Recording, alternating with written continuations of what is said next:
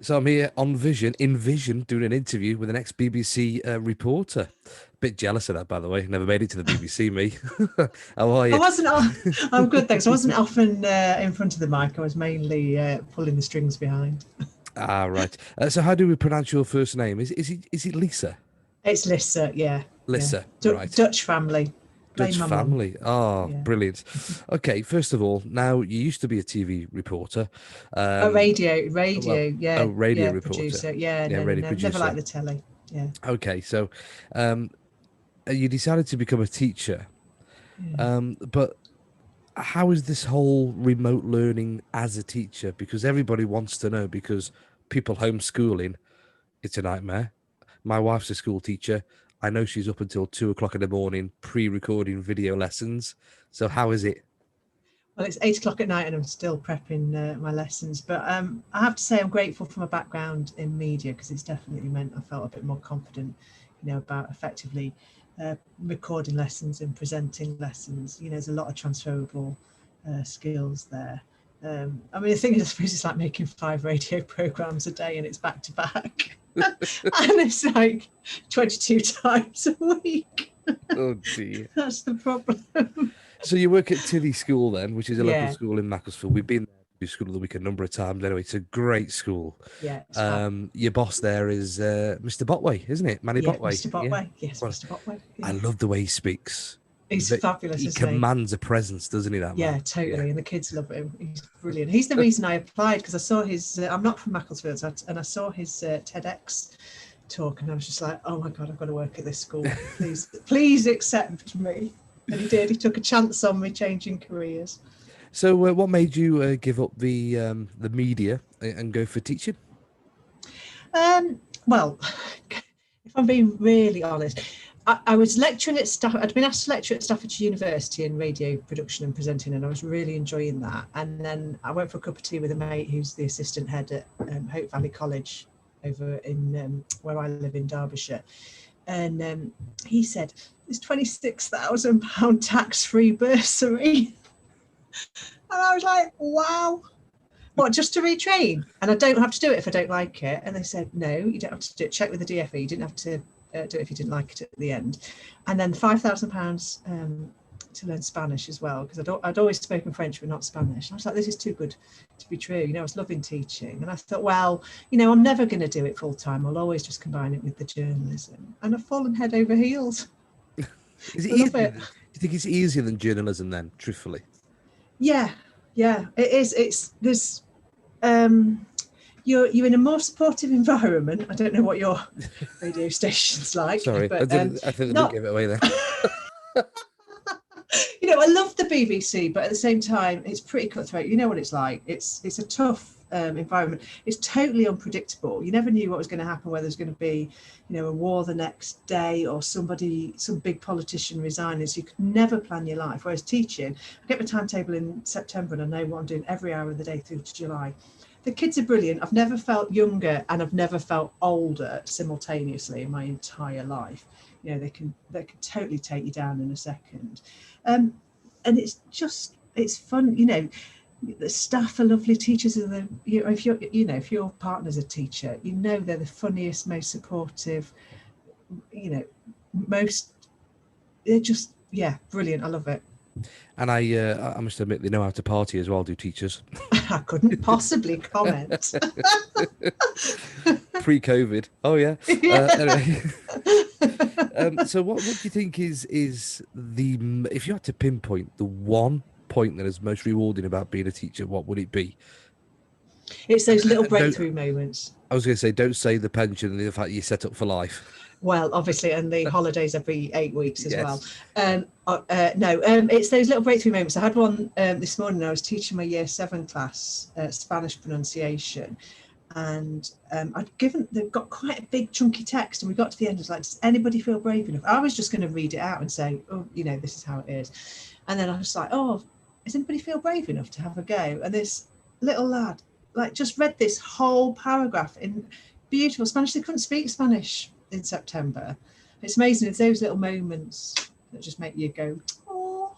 Oh, Yeah. would you ever want to go up into, lecturing at colleges or uni, or are you happy just being at a school? I mean, I did love lecturing at university, and genuinely, I thought I'm only going to go into school and I'm only going to want to do sixth form. But I've loved the year sevens. I've really loved the little ones. I've surprised myself. So never say never. I've had so many career changes, but at the moment, I'm really loving the whole breadth from year seven. I don't teach A level yet, but I've got a I've had a year 12, 13 tutor group as well. So yeah, I'm really surprised by how much I like the little ones. I never thought I'd say that, but definitely not primary. I can imagine the transition was quite startling because I know being in media, and I see what my wife has to do as being a school teacher. I'm like, I can't do that. Yeah, I think I went, it definitely gave me confidence. I'm 46, so I was 44 when I started, and the kids just assume that you know what you're talking about because you're old or older. Which helps. And I thought dead cocky, I've back timed radio for programs and made documentaries. Timing a lesson is going to be dead simple. Honestly, the minute you put yourself in a classroom, suddenly like, I couldn't even find my pen. It's like I'd put my pen down. I couldn't find my clicker. Used to come home bruised every day because I'd be banging into tables. A kid would say something you had not ever thought was a possible question, and then suddenly the bell would go. And even now, sometimes I have alarms on with 5 minutes to go just to keep myself on track. It's yeah, it's and it's an adrenaline high as well. It's a proper adrenaline rush. Being in the media, it's all about creativity, isn't it? I mean, I know that, Yeah, you will know that, but being a teacher, it's equally as creative. You've got to make those yeah. lessons interesting, and the more twist you can put on a traditional lesson, the better, isn't it? Yeah, that's what I'm really loving. I mean, it's great in the classroom anyway, but online, it's brilliant because we're experimenting with loads of apps and things. And that's the thing about Mr. Botway and the whole senior leadership team at Tilly. They're very up for all of that. So at the moment, we're experimenting left, right, and centre with all these different apps and websites that we can use to bring everything to life. And then thinking long term, all right, this is going to go on hopefully not too much longer, but how can we then bring all of that back into the classroom and keep it going? Because like they've all got these little computers in their pockets, and there's so much potential for that long term. Yeah. Looking forward to 2021 this year and beyond. Yeah. Is this the way it's going to be, virtual, do you think, or you have to get back in a classroom? What's the future hold for teaching, do you think? I mean, I can't wait to get back into the classroom. I mean, I love this online stuff from my media background point of view, but I miss the kids. You don't get the same interaction. You can't. I miss you don't get as much laughter every day. I desperately miss the staff room. There's no funnier place in the world than the staff room, and you get all that mix of colleagues, and you go and have a laugh with the science teachers and the maths teachers, and yeah, so I really hope we go back, but I hope we keep all the best of the online as well. And as I said to my godchildren, you're never going to have a snow day ever again because we can teach you remote. You're just going to have to hope the internet crashes. Parents on my breakfast show this morning were phoning me saying they're doing a school day, a snow day, so they're not doing homeschooling now today. Yeah, Anyway, brilliant. um, I'm glad you didn't bring up the government aspect of teaching because Gavin Williamson, um, Yeah, there's been some comments and all that kind of stuff, but no doubt he's got a really hard job. You got the yeah. pandemic, and then teaching is not always going to run smoothly, is it?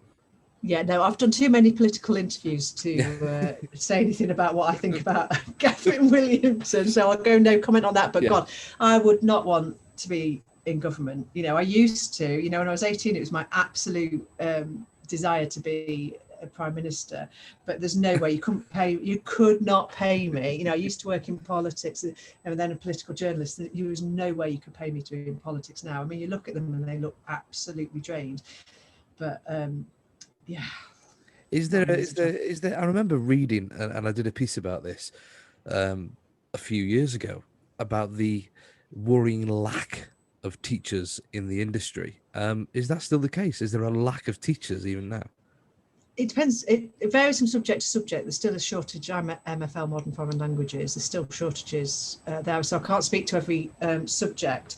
I know there's been big increase in people applying this year because of the stability of that job, because so many people have sadly lost jobs, and also because of the stability or relative stability of a teaching job. And, you know, having come from being mainly freelance for the past 10 years or so, you know, that monthly paycheck, and during the pandemic, has been an absolute lifesaver, because my husband's still freelance.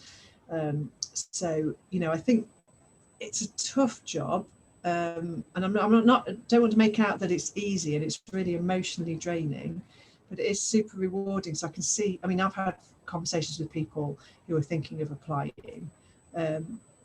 So I definitely think that it has more appeal in an uncertain world. I was toying with the idea of it, if I'd be And truthfully were honest. you? Yeah, but I Your can't. wife not put you off? Well, no, she's told me not to, because I wouldn't get very far. Because I'm very, I say it on air anyway, I'm very, very dyslexic. I'm Okay. creative. I'm creative with Yeah. this and these Yeah. and these, but I'm not academically pick up a pen and all that kind of stuff. So I think I'd struggle to be a teacher, to be honest. Oh, I know, but you know, my mum's dyslexic, and she's an amazing. It depends what, you know. You've got to think about teaching creatively as well. You know, she's taught me to sew. She was a dress designer, so I wouldn't, you know, I wouldn't rule it out. You can get support. How long does it take to become a teacher anyway? So what are we now? 2021. I started my Spanish, so learning Spanish, in April 2018. Did 6 months of that. Started in September 2018. Stupidly tried to combine doing a PGCE and teacher training with working at the BBC at the weekends, which nearly killed me. You do 1 year initial teacher training, but you meet completely in school. You know, you're doing a timetable in front of real kids, and then going to university on the odd day. And then you do another year as what they call a newly qualified teacher, on a 90% timetable. And then by your third year, the year I'm in now, you're called a recently qualified teacher. They love acronyms. So you go ITT, NQT, RQT, and I'm an RQT now. And yeah, I'm on a full timetable. Fantastic. On my notes here, it says here to ask you about what is it about the job that you would recommend to others. I'm not going to ask you that. I'm not going to ask you that at all, because the people that are listening to this and be watching this on our website at our radio station are families, our mums and Yeah, dads. So I'm going to ask you. Me and my wife's a school teacher, so she's yeah, working from home a lot. My daughter's app from the phone yeah, for her school is pinging every hour to say, this is your yeah. next lesson, this is what she's 3 years old, this is what you got to do next, this is what you Yeah, got to do yeah, yeah. next. Have you got any tips? Because that is really hard work, and you can't always get that done if you're doing something else from home. Yeah. So the stress for parents, have you got any tips for anyone?